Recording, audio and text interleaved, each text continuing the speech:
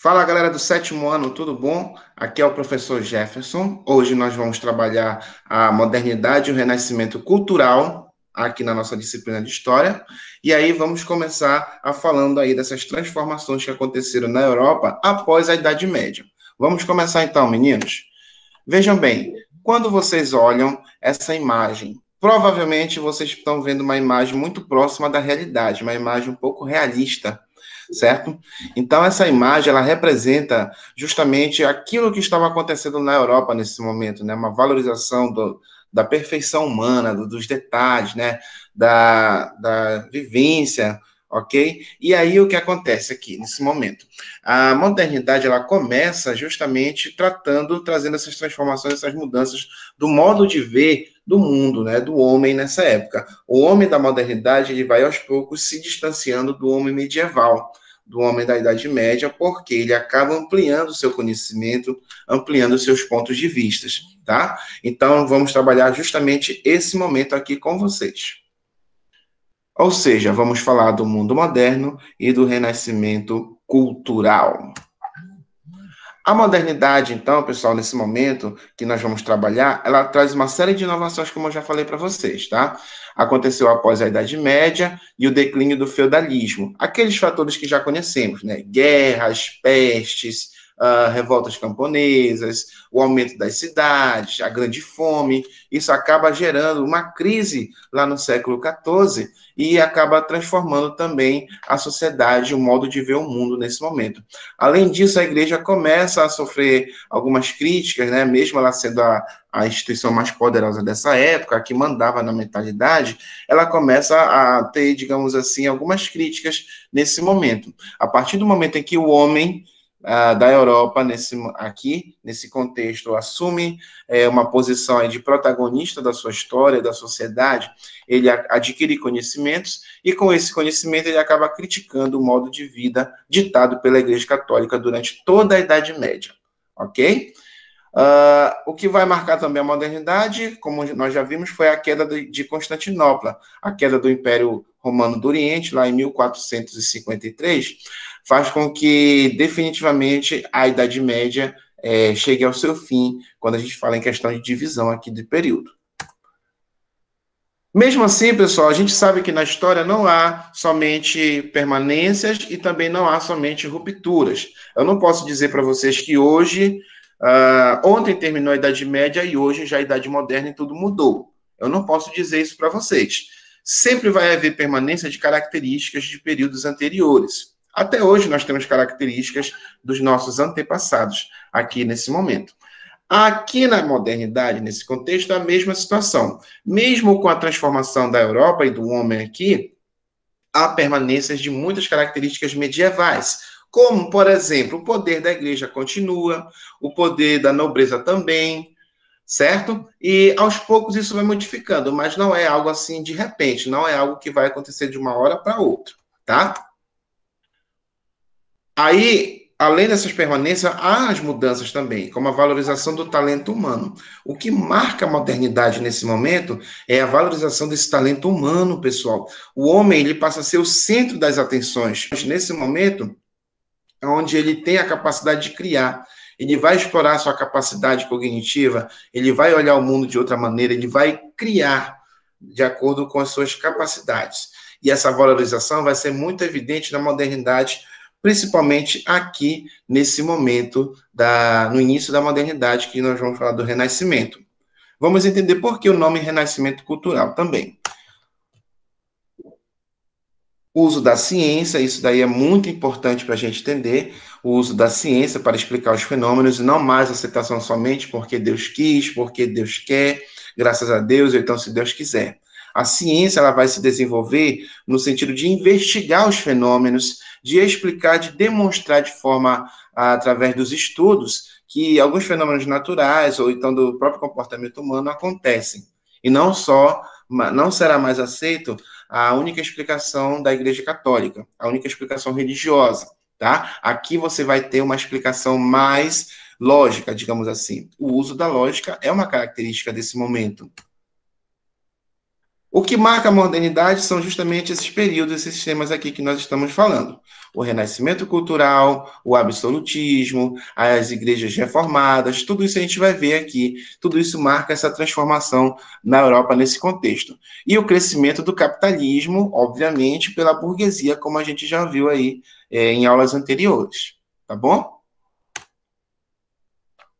Para a gente entender esse momento de renascimento, nós temos que entender o que é o humanismo. Olha essa imagem que tem aí na tela para vocês. Essa imagem é o homem vitruviano, certo? O homem é uma pintura, no caso, uma obra artística criada pelo Leonardo da Vinci, o gênio dessa época, um dos gênios dessa época. Ele tenta retratar aqui o homem na sua perfeição, nas suas medidas perfeitas. Olha, vocês podem ver que o homem aqui está fazendo movimentos dentro de formas geométricas perfeitas. Então, quer dizer que a todo momento, os artistas renascentistas, os artistas da modernidade, moderna dessa época, eles tentam retratar o homem e seus detalhes nos mínimos, na perfeição aí, digamos, na perfeição que o homem tem, nos mínimos detalhes. Tá? Então, essa imagem do homem vitruviano representa o conhecimento dessa época, porque representa a perfeição do homem. Tudo bem? O humanismo, inclusive, é o tema, né, de muitas pinturas, é o homem. É um movimento que valoriza o ser humano e as suas capacidades, como eu já falei para vocês. Esse movimento humanista, assim como o movimento renascentista, surge na Península Itálica a partir do século XIV, a partir do desenvolvimento do estudo, da pesquisa. Por que a Península Itálica especificamente? Porque a Península Itálica, as cidades italianas são cidades mais desenvolvidas nesse momento, são cidades ricas, tá? Graças ao comércio que a burguesia fazia, não só de forma local, mas também fora dos seus territórios, em outras regiões, como o Oriente. Esse humanismo ele é, de certa maneira, oposto à ideia teocêntrica, oposto ao teocentrismo. E para a gente entender aqui, o teocentrismo é a ideia de Deus estar no centro de tudo, de Deus ser o centro das explicações, a resposta de tudo. Algo que a igreja ela transmitia para a sociedade aí na Idade Média, que de certa maneira passou da Idade Média para a Idade Moderna com essa mesma ideia, e o humanismo ele vem para combater não, para fazer frente a essa ideia de que Deus era o centro do universo, o centro das atenções, e não o homem. O humanismo ele valoriza mais o ser humano, valoriza mais o homem nesse sentido aqui, tá? E há um resgate dos valores clássicos, valores da antiguidade clássica, porque na época, por exemplo, do Império Romano, na época da antiguidade, o homem já tinha essa valorização. Só que esse valor ele foi se perdendo com o passar do tempo, quando o Império Romano ele começa a cair, o homem ele perde essa valorização e entra Deus, e entra a questão da religiosidade em cena aqui, nesse contexto. Então, o humanismo, assim como o renascimento, como nós vamos ver daqui a pouco, é um resgate a esses valores clássicos, tá? Por isso o nome renascimento. Vai renascer esses valores novamente. E nós temos aqui o antropocentrismo e o individualismo como outra característica. O antropocentrismo coloca o homem, novamente, como o centro do universo, como o centro das atenções. Antes era o teocentrismo, Deus ao centro de todas as atenções. Agora, nesse momento moderno, o antropocentrismo ele vai prevalecer na sociedade. Mesmo com a autoridade da igreja, é uma ideia, o antropocentrismo, que vai crescer bastante na Europa. E o individualismo também é uma característica, porque o que prevalece também, além do homem estar no centro de todas as atenções, é as vontades do homem. Primeiramente, a vontade individual, para depois a vontade coletiva. Por muito tempo, pensava-se o contrário. O homem precisava se adequar à sociedade, ao coletivo. Agora, não. O homem ele vai se valorizar e ele vai satisfazer primeiro as suas necessidades para depois se adequar à sociedade. Isso tudo, meninos, é o individualismo.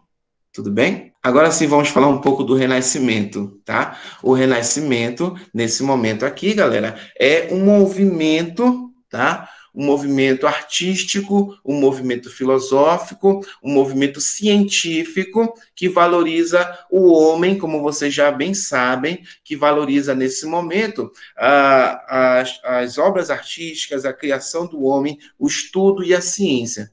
tá? O Renascimento ele tem esse nome por causa dos resgates aos valores antigos, mas também ainda se tinha, pessoal, temas religiosos nas obras artísticas dos renascentistas, porque a igreja, de certa maneira, ela acaba financiando essas pessoas, esses gênios, para produzir pinturas renascentistas para a igreja católica, como, por exemplo, essa que vocês estão vendo aí. Ah, no caso aqui seria Jesus Cristo, depois que ele desceu do crucifixo, né, da crucificação. Essa obra, ela se chama O Destrato de Cristo, e vocês veem a afeição na cara dessas pessoas, né? Coisa que não existia antes, a expressão retratada nessas pinturas. As cores vivas, vocês podem perceber que a cor da pele dos homens aqui são muito parecidas, são muito realistas, tá? Os detalhes, a noção de profundidade. Isso é característica de obras renascentistas. Olha o que eu coloquei aqui para vocês. Movimento de renovação cultural ocorrido na Europa entre os séculos XIV e XVI. Inicia-se no século XIV, lá pela Península Itálica, e depois se expande para outros países, para outras nações aqui.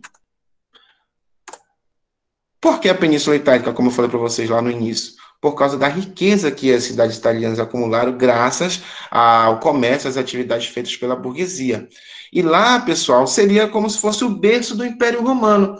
Gênova, Veneza, Florença, Milão, ali você tem o início do Império Romano. Então, como se valoriza aí, no caso, os valores antigos, os valores da antiguidade? Essas cidades italianas seriam justamente resquícios do que era o Império Romano na Antiguidade. Então, esse também foi um dos motivos do Renascimento ter surgido nessas cidades aqui, certo? Devido ao enriquecimento da burguesia, como a gente já viu aí. Esses burgueses passaram a financiar as obras artísticas, tá? Numa prática chamada mecenato, que é uma característica do Renascimento. E os mecenas, que assim como eram chamados os burgueses que financiavam essas obras artísticas, foi justamente os principais financiadores dessas pessoas, desses gênios aqui dessa época. Mas não só a burguesia, logo em seguida, famílias tradicionais, famílias de nobres começaram a encomendar pinturas, a retratar as suas famílias. Inclusive, essas famílias, esses nobres que tinham condições de pagar esses artistas, contratavam os serviços de um pintor, por exemplo, para trabalhar, para pintar a sua família durante 5 anos. Era como se fosse um contrato. Por que a burguesia pagava essas pessoas? Por que a burguesia estava pagando esses artistas? Porque a burguesia queria aparecer, meninos. A burguesia ela tinha dinheiro, ela tinha poder econômico, porém a nobreza tinha mais privilégios que a burguesia. Os reis não, onde se tinha rei aqui, né, onde se tinha governante, não valorizava a burguesia. E a burguesia a todo momento queria ter visibilidade, queria mostrar o seu poder também a partir das obras, a partir das pinturas. Tudo bem? E essa prática de financiamento ficou conhecido como mecenato. Além disso, você trabalha no Renascimento temas religiosos, como eu mostrei aqui para vocês a pintura de Jesus Cristo, e mundanos. E além dos temas religiosos e mundanos, era muito comum esses pintores resgatarem obras, nas suas obras, resgatarem características da antiguidade clássica, como essa pintura aqui que eu mostrei para vocês. Essa pintura é conhecida como a Escola de Atenas, do pintor italiano Rafael de Sanzio. A Escola de Atenas mostra aqui nessa pintura os principais filósofos ao longo da história até então. Sócrates, Aristóteles, Platão, que eram pessoas da antiguidade, também contracenando com alguns filósofos da modernidade também, ok? E essa escola de Atenas representa a reunião do conhecimento, a reunião justamente de temas filosóficos, e que é isso que eles valorizavam, o conhecimento humano e a capacidade criativa a partir desse conhecimento, tá bom? Mas a gente vai trabalhar um pouco mais essas obras, a gente vai ver mais outras obras com o passar das aulas aí. E aí nós vamos trabalhar aqui, galera, algumas características do Renascimento, como o humanismo, que eu já expliquei para vocês, o uso da razão, ou seja, do racionalismo. Nesse momento, a razão prevalecia. A razão ela estava acima de tudo, de toda a situação da sociedade. A razão era a principal característica que diferencia os animais dos homens. Né? Os homens, no caso, têm a razão. E isso faz com que ela ganhe destaque nesse movimento renascentista, porque tudo é fruto da razão, tudo é fruto da criatividade e da invenção do homem, ok? E a razão foi utilizada para explicar os fenômenos e a sociedade nesse momento também.